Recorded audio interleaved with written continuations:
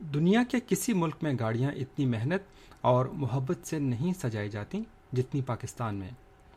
اس لحاظ سے پاکستانی ٹرک اور دوسری گاڑیاں اپنی ڈیکوریشن اور سجاوٹ کی وجہ سے دنیا بھر میں خاص مقام رکھتی ہیں۔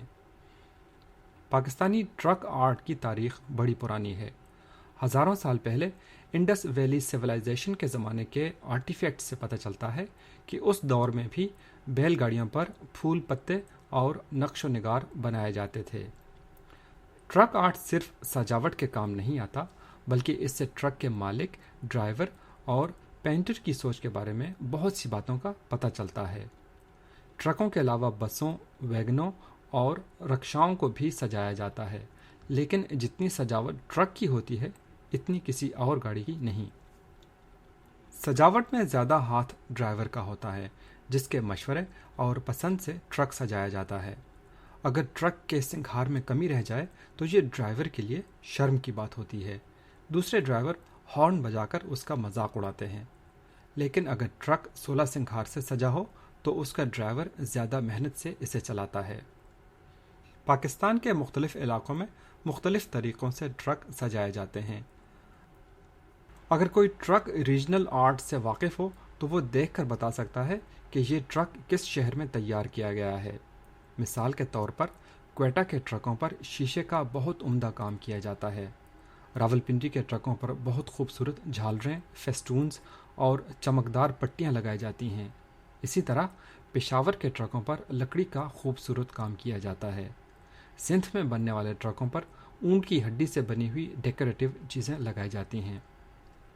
پاکستانی ٹرک ایک چلتی پھرتی ایگزیبیشن کا کام کرتے ہیں، جو ملک کے کونے کونے میں جا کر دیکھنے والوں کو خوبصورت پریزنٹیشن پیش کرتے ہیں۔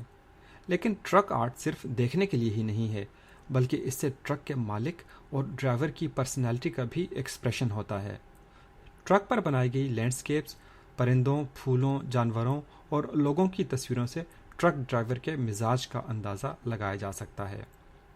اکثر ٹرکوں کے پیچھے ایک لینڈسکیپ بنی ہوتی ہے، جس میں ایک بہت خوبصورت وادی دکھائی جاتی ہے۔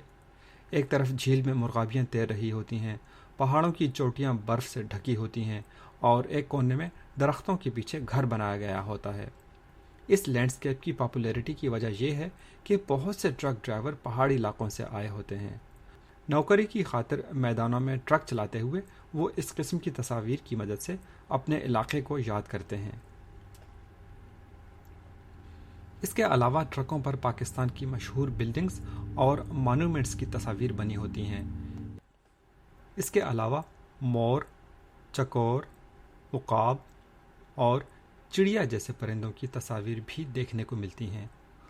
پاکستان کا جھنڈا اور مشہور پرسنالٹیز کی تصویریں بھی بنائی جاتی ہیں۔ یوں تو ٹرک آرٹ میں ہر قسم کے رنگ استعمال کیے جاتے ہیں، لیکن شوخ اور گہرے رنگ زیادہ پسند کیے جاتے ہیں۔ ان رنگوں میں سبز، سرخ، نیلا اور پیلا رنگ خاص طور پر عام ہیں۔